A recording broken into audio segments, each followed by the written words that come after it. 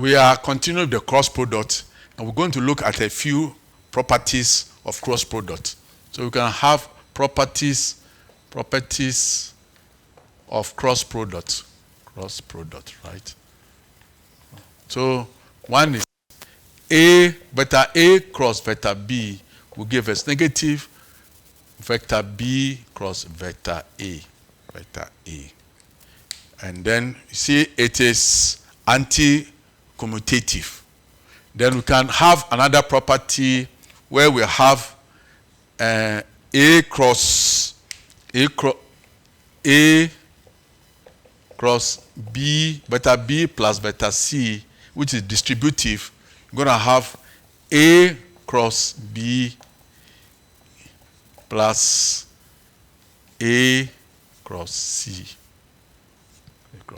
And then this distributive, the third one is A dot B cross C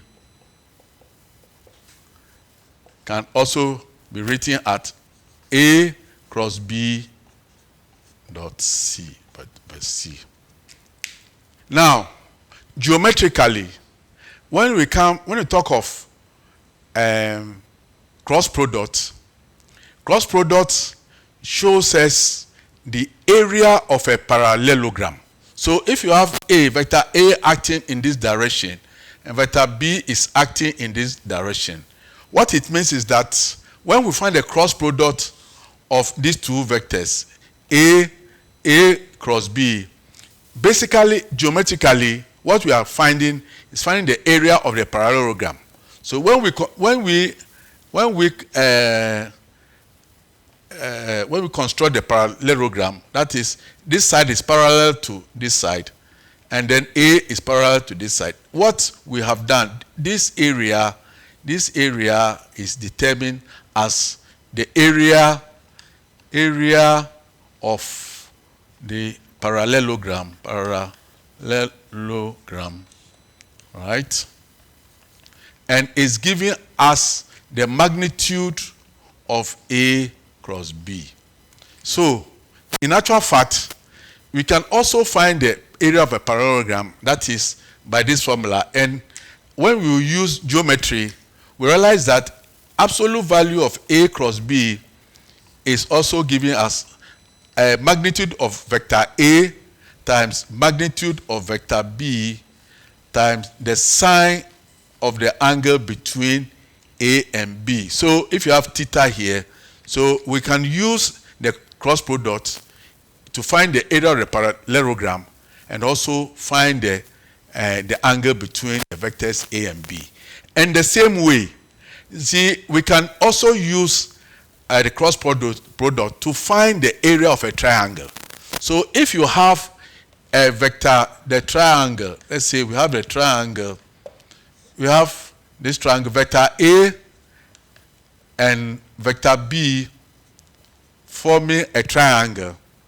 You can close it like this, and you find that's the area of this triangle.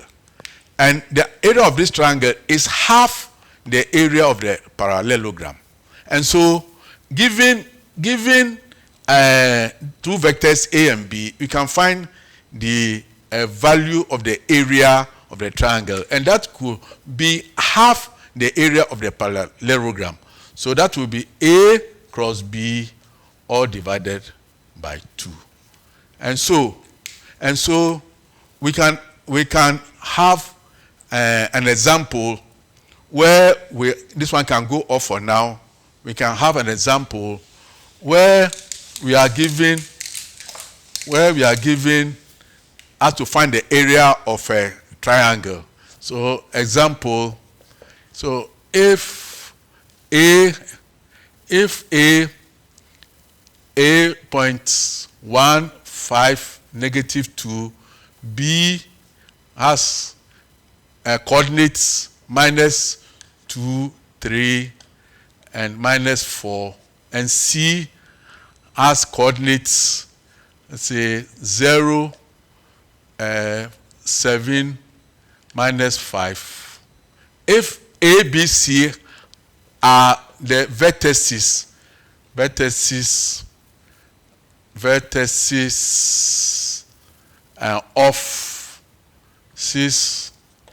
of triangle ABC. Find the area formed by ABC. So in order to find the area of this triangle, we can use the cross product method. And because we know that the cross product method gives us the area of a parallelogram, and the triangle is half of it. And so if you have A,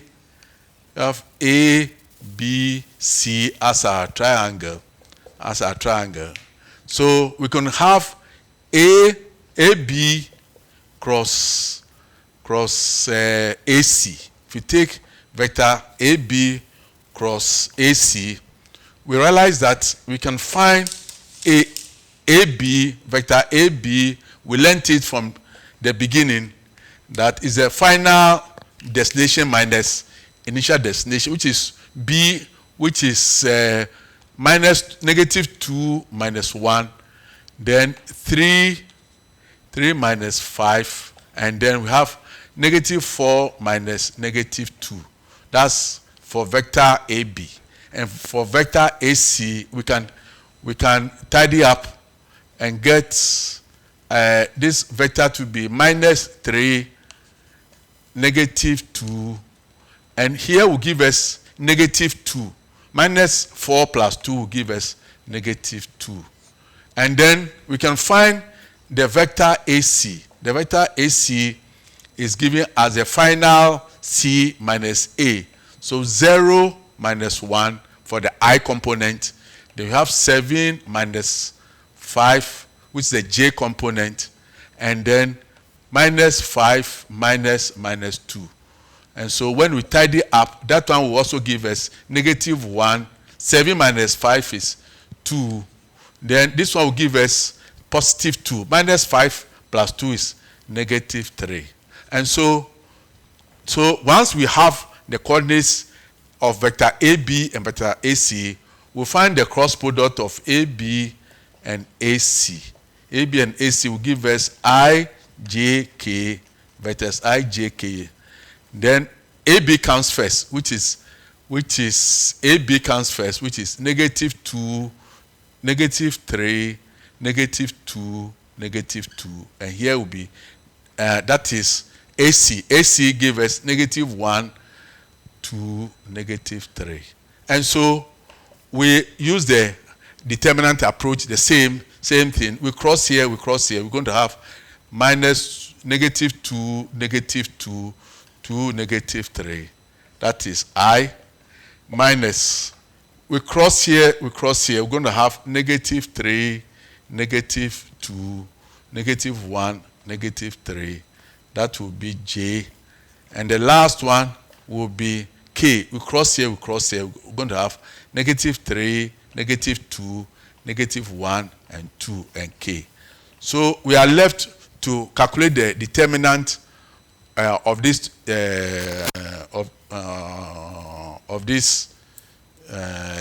vectors. So let's do the determinant of the 2 by 2 matrix.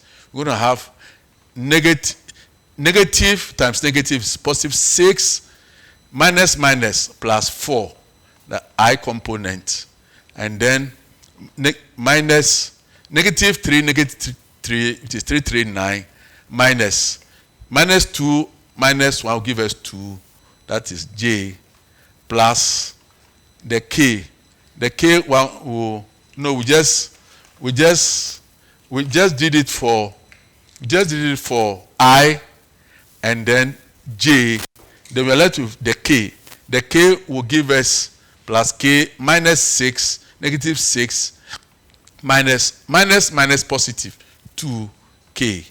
So eventually we get the vectors 10I, then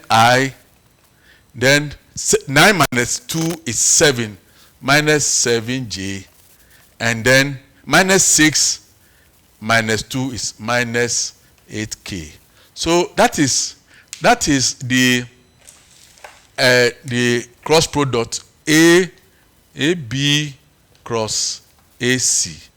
That gave us 10, -7, and -8. So the area we are looking for, the area will be the determinant, which is determinant of AB cross AC, all divided by 2. And so we find the magnitude of AB cross AC divided by 2, because if you don't divide by 2, then it becomes the area of the parallelogram. But we are looking for the area of a triangle, so we divide it by 2. So to tidy up what we have here, so we're going to have the area of the triangle, ABC will give us the square root of this vector. This is 10 squared plus -7 all squared plus -8 all squared. The answer is divided by 2. So if you tidy up here, what do we get? We get 10 squared will give us 100. 10 squared will give us square root of 100 plus 749 plus 8864 all divided by 2. And that will translate into 164. So square root of 164 plus 49 all divided by 2.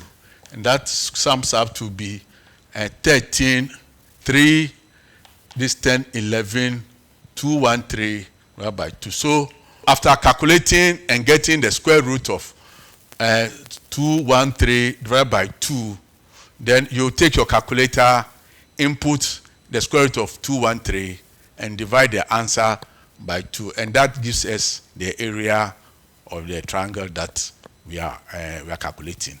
Thank you for your attention. We can also talk about the properties of the cross product. So if you have two vectors A cross B, which we found out to be a 3x3 determinant, IJK, and A1, A2, A3, B1, B2, B3, we are going to define what we call orthogonality. Orthogonal vectors. That is vectors which are perpendicular. So if you talk of A cross B, if you find the cross product A cross B, which will give us a vector, and we cross it, we dot it, find the dot product with vector A, it means that this cross product of A and B, if you dot it with find a dot product with A, we're going to have what we call 0. We're going to have 0, which means that when we have cross product of two vectors, if you have cross product of two vectors, A and B, the net effect of A cross B is a vector which is perpendicular to A and B. So this is A cross B. And we learned from dot product that if two vectors are perpendicular or orthogonal, then the dot product is 0. So we say that the cross product of two vectors is orthogonal to any of the two sides, any of the two vectors. So likewise, if you have A cross B and you find the dot product with B is going to be 0. So that gives rise to what we call the right-hand rule. So if we have vector A here and vector B here, for example, then the net product of A cross B will give us a resultant vector which is perpendicular to the vector A and B, A cross B. And so that gives us the right hand rule. So if it's vector A and this is vector B, the cross product of it, the net effect goes to the vertical. So that's how in engineering we use the right hand rule. For example, if you are taking a screwdriver to screw a nut or a bolt, you do it this way, in this direction. It's, even though you can also have the left hand rule. The left hand rule, so this is the right hand rule. We can also have the left hand rule where vector A goes this way, vector B also goes this way, B. And the left hand rule is that the net effect goes down, A cross B. So we're going to have the net product like this. You see that A is here, B is here. The net effect, which is the A cross B, it goes down. The effect goes down. And that one, we call it the left hand rule. So once we've been able to establish that A cross B is always orthogonal to the plane of A and B, in our next session, we're going to use this idea in calculating equation of lines in planes, equation of lines in space, then also calculate equation of planes in space. And when we do that, we're going to use the cross product to give us the normal vector. A normal vector is a vector which is actually perpendicular to the two vectors that we are using. So on this note, we will introduce you to finding equation of planes in space in our next lecture. Thank you very much and enjoy the rest of the day.